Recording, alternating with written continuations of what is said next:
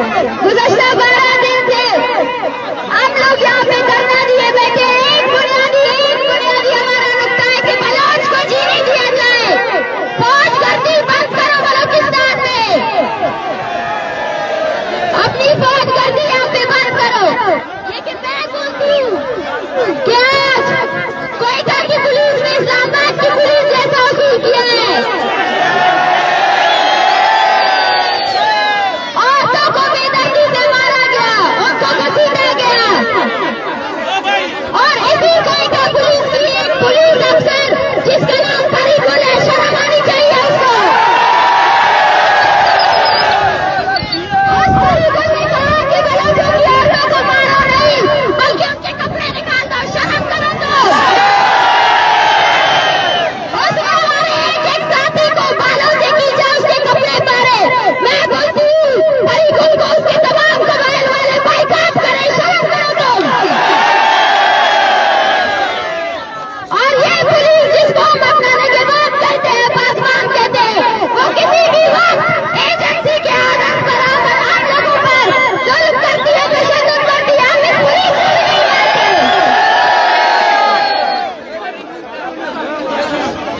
लेकिन ये हुकूमत अभी भी संजीदा नहीं है।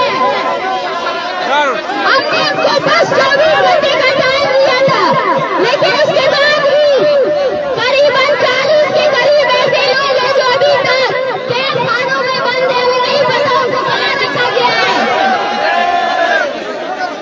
ईगो बलोच समेत भी बल्कि FIR दर्ज की गई है।